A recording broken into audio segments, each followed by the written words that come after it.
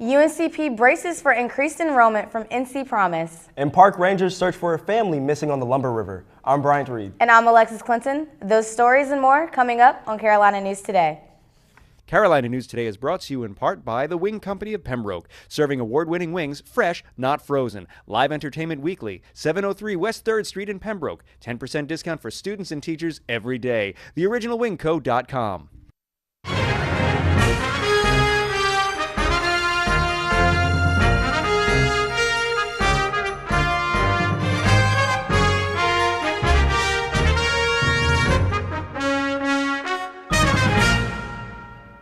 A Lumberton man was killed and his passenger severely injured Tuesday in a crash on alternate 74. Police say Garrett Goldsby was speeding just east of I-95 before crashing his bike. A state trooper had clocked Goldsby at more than 100 miles per hour but couldn't keep up with the bike to pull him over. According to the Robisonian newspaper, Goldsby was killed instantly and his passenger Miranda Deese of Maxton was flown to McLeod Medical Center in Florence. A Durham family got lost on the Lumber River during their canoe trip Monday night. According to the Robisonian newspaper, the wives stayed behind at the campsite while the fathers and teenagers went up the river by car. They planned to head back by canoe in what was expected to be a 4-hour trip. When they didn't show up in time, the wives contacted park rangers. The search began at 9:30 p.m. and after about 5 hours, the group was finally located where they had pulled over in the dark. Park staff recommend that anyone wanting to canoe the river should provide a float plan to let other people know your route, which makes finding you easier in emergencies. University officials have been planning for months to absorb hundreds more students into the campus community.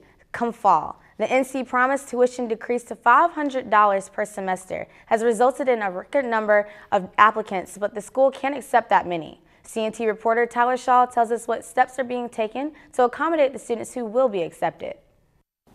Students say they're excited for the North Carolina Promise, a program conceived by the State General Assembly to lower tuition. The drop in tuition is scheduled to start in the fall semester of 2018. The NC Promise is set to lower tuition for in-state students to $500 a semester and $2,500 for out-of-state students. The North Carolina Promise tuition plan is going to increase access to an affordable, high-quality education to reduce overall student debt and grow our region's economy. One student says that lowering the cost of tuition is going to make finishing college much easier.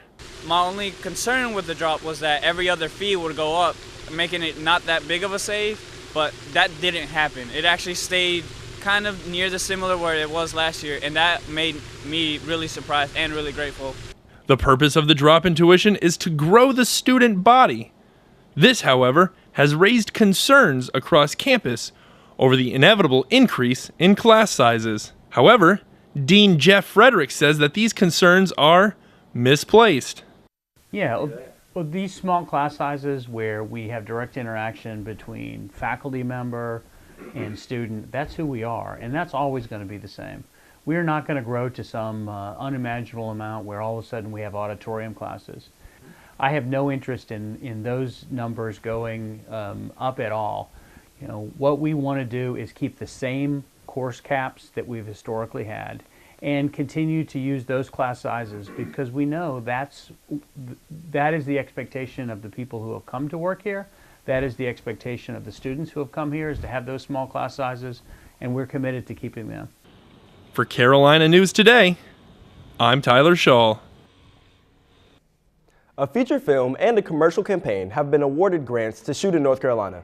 A movie based on the novel, Words on Bathroom Walls, is expected to spend about $9 million in the state. The production should be eligible for a rebate of about $2 million.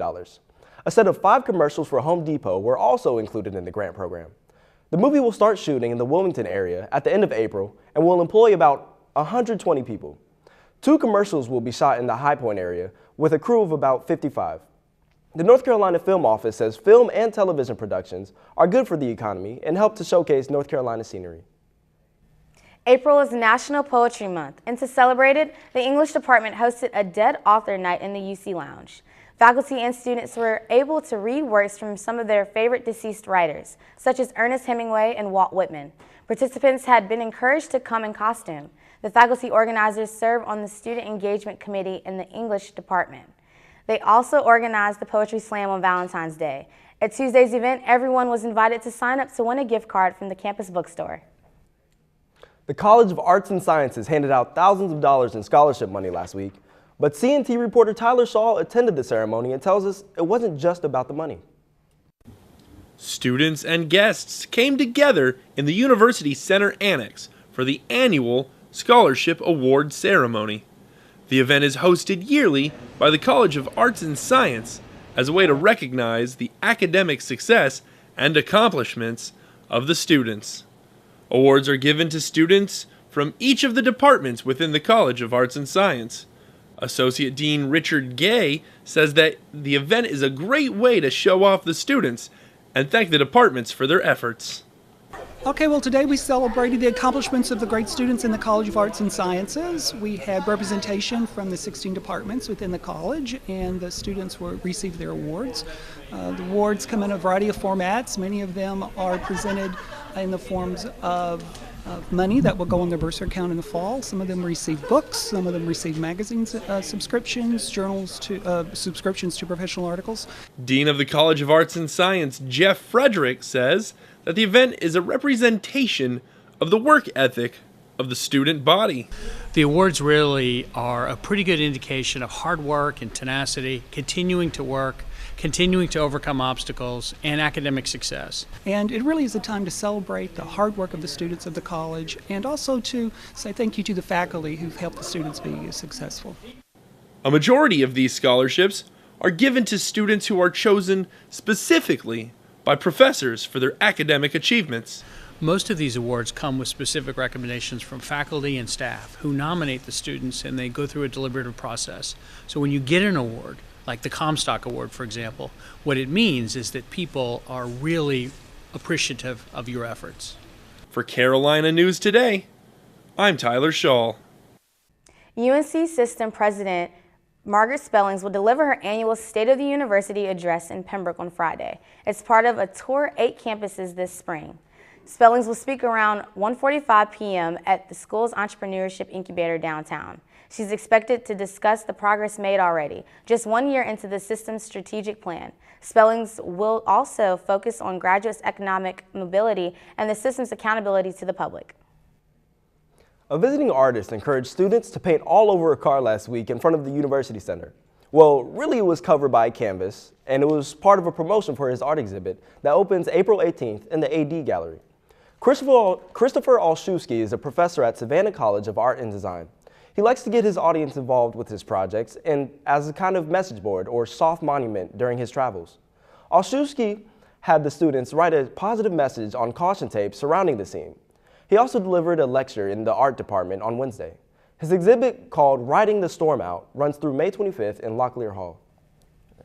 University police alerted the campus community this week about a suspicious motorist who was trying to talk to female students. They say a man who looks to be a Native American, about 50 years old, with gray hair, pulls his car over and waves. A student reported that it happened twice last week. The car is an older model, gold 4-door sedan with front end damage. Police are reminding students to be aware of their surroundings, avoid walking alone at night, and don't become involved in incidents you observe.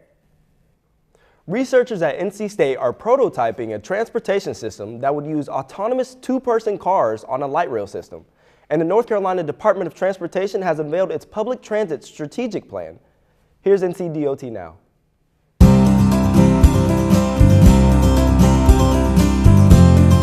Welcome to this week's edition of NCDOT Now. I'm Carly Oleksic.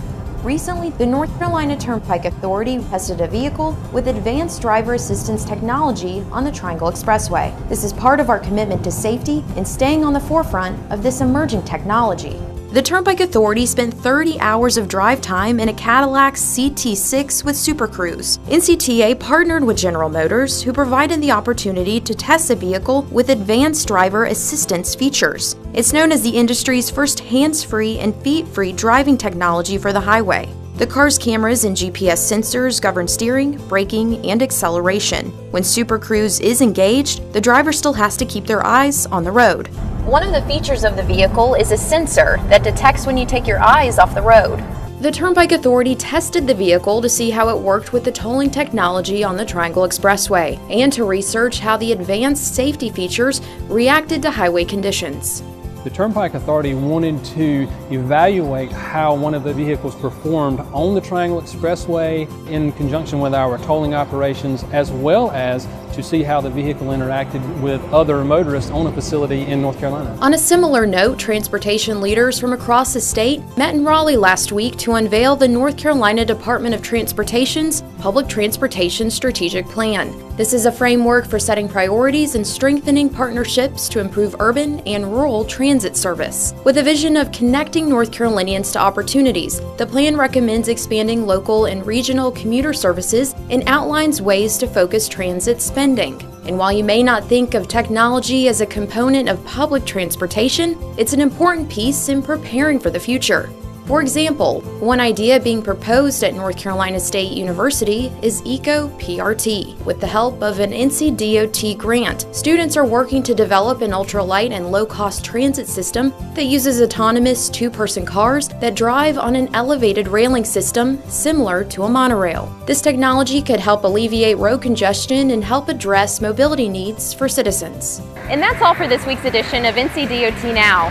As always, you can stay connected with us on Facebook and Twitter. That's at NCDOT. You can also follow us on Snapchat and Instagram at NCDOT.com. And from all of us at the North Carolina Department of Transportation, safe travels.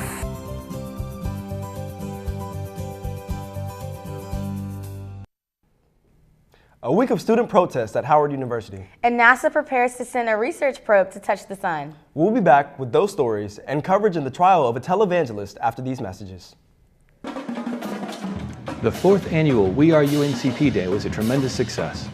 Because of you, we surpassed our goal of 500 donors for the day, finishing with 534 people who made gifts to UNC Pembroke on March 21st. We couldn't have done it without you, so on behalf of our students, faculty, and staff, thank you.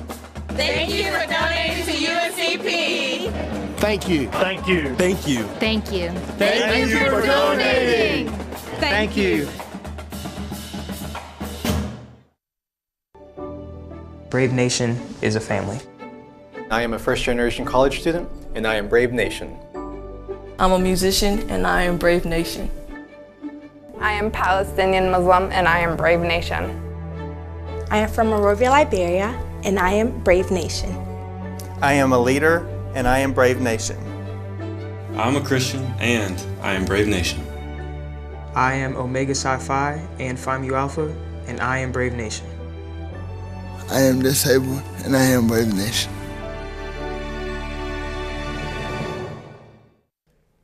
NASA held a media event over the weekend to promote their solar probe that will launch this summer. CNT reporter John Hicks traveled to Washington, D.C. and joined the group to learn more about this exciting research. NASA's Goddard Space Flight Center is home to the Parker Solar Probe. Its mission is to gather data about the corona of the sun and find out the origins and evolution of solar wind. The corona is the outermost layer of the sun's atmosphere, and solar wind is generated from the surface of the sun. One of NASA's heliophysicists talks about how solar wind interferes with Earth's magnetic field and the electrical grids here on Earth. Occasionally, the solar wind has a big gust or this huge explosion like what you saw. So now, there's the background solar wind, and here comes that big coronal mass ejection, which is expanded out, it's filling the solar system. It's hitting Venus right here. So you see, Venus has been bombarded by all these little particles that are coming off the sun. Now it's getting to Earth, but notice how it's different. Earth's magnetic field shields us from harmful solar wind, but at the same time generates electricity that can disrupt our technology whenever solar wind interacts with our magnetic field. Project scientist Dr. Nikki Fox talks about the importance of gathering data about the corona and how it affects us here on Earth. the solar wind. It is this coronal atmosphere that just keeps on going. And not only does it keep on going, but it's so powerful, it kind of grabs the sun's magnetic field and takes it with it. And so that's why it's important for us here at Earth, because we have a magnetic field, and if the two of them interact, we get space weather effects. The probe will undergo testing for the next 7 days, then travel to Florida for a scheduled launch from NASA's Kennedy Space Center in Cape Canaveral on July 31st. For Carolina News Today, I'm John Hicks. Students at Howard University are a week into their occupation of the administration building. Progress has been slow in negotiations between the students and the school, but as CNN news source reports, the protesters say they're in it for the long haul. Now in its 6th day, the Howard University sit-in is the longest student protest in school history, with a long list of demands. I'm really proud of the work that we're doing inside. I'm really proud of the culture that we built. HU Resist, the group organizing the protest, had another round of negotiations with members of the Board of Trustees today. The same trustees, according to demand number 8, demonstrators want to see resign, along with the school president, A.I. Frederick. That is still something to be talked about. Obviously, we haven't gotten to that demand yet, but when we get there, it really just depends on what the students want. There are 9 demands. So far, only the first, about extra housing, was met. UH Resist plans to occupy the administration building until all 9 are granted, and they have most students' support. I admire their dedication and their sacrifice to make this school obviously a better institution. I think what these students are doing is a great form of resistance. However, today the university's Council of Deans released a statement siding with the school president. HU's official alumni association recently did the same. The sit-in started after revelations about misappropriation of funds at the university's financial aid office that allegedly occurred over a 9-year period. University officials actually learned about the fraud 10 months ago, but the fact was leaked just a week ago. Opening statements began Tuesday in North Carolina in the federal trial of a former televangelist, Todd Kuntz. He faces charges of failing to pay taxes and filing false returns. Kuntz is a so-called prosperity preacher known for promising miracles to people who donate to his ministry. CNN affiliate WSOC reports his lavish lifestyle included a $1 million condo. According to court documents, he also had luxury sports cars titled in his ministry's name. Kuntz's attorney has said there is no proof that his client is guilty. We all know home-cooked meals are probably healthier than restaurant food, but a new study is revealing a new reason to not eat out. In today's Health Minute, we get a closer look at the impact fast food can have on your hormones. It's convenient, but eating out may be taking a toll on your hormones. That's according to a study published in the journal Environment International. Researchers say dining out increases your exposure to potentially harmful chemicals. Those chemicals are called phthalates, and researchers say they can make your hormones go haywire. The study found that people who ate at restaurants and fast food outlets had 35% higher levels of phthalates than those who didn't. For years, eating foods with high levels of those chemicals have been linked to birth defects, and now scientists suspect the chemicals can disrupt hormones and cause fertility problems. Researchers say food is likely contaminated with those chemicals because it comes in contact with gloves and plastic packaging. Those same synthetic chemicals are also found in perfumes, hairsprays, and shampoos. The good news is that those chemicals only stay in the body for about a day. The golf team ends regular season play over the weekend. And a car accident ruins the softball team's trip to Young Harris. Sports are up next with Dolphus Pearson III.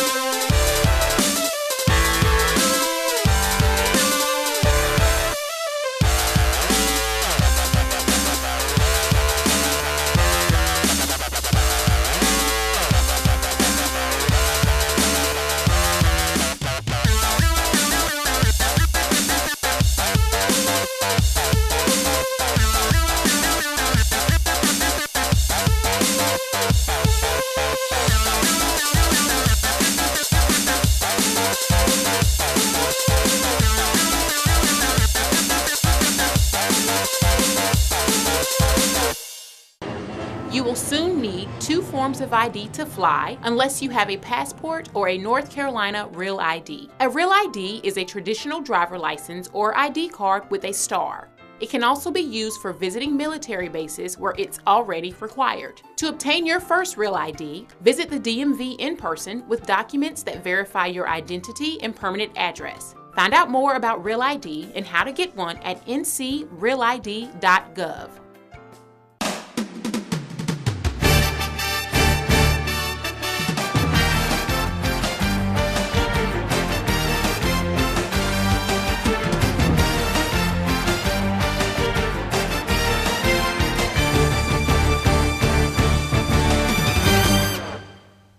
Welcome back. The golf team traveled to Morganton, North Carolina over the weekend to play in the Mimosa Hills Intercollegiate, full of Division I teams and hosted by Appalachian State University. The Braves finished in 10th place out of 18 teams with the help of Alexandria Bears, second round 74.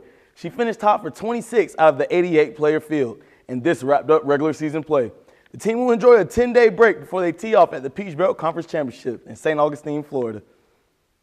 The baseball team had a doubleheader sweep Tuesday against St. Augustine. In the first game, the Braves won 13-4. They got off to a strong start as they took advantage of 3 hits and a pair of walks to bring in 5 runs in the first inning. In the second game, the Braves won by a huge margin with a score of 20-4. This victory marked the Braves' 20th home win of the season. UNCP will go back into Peach Belt Conference play this weekend when they take on Francis Marion University. We were expecting a result from the Braves softball game against Young Harris, but the team was involved in a motor vehicle accident on their way to the game Sunday night. The team bus was struck by a flipping car, and the driver was reported to be driving under the influence. No one was seriously injured, but the players did report some soreness after the incident. The game has been postponed to a later date, and the Braves will be back in action this weekend at home against Georgia Southwestern. The men's and women's track and field team were at NC State over the weekend, competing in the Raleigh Relays. Michael Powell and J.C. Smith both registered more NCAA provisional marks in their races. The distance runners, Logan Ward, Silas Kupkowicz, Nate Nash, and Matthew Martin registered a school record in the 4x1500 meter relay. The Braves will do something new as they split up and head to 4 different meets this weekend: the William and Mary Relay, the High Point Meet, the Embry and Riddle Classic, and the Johnson C. Smith Invitational.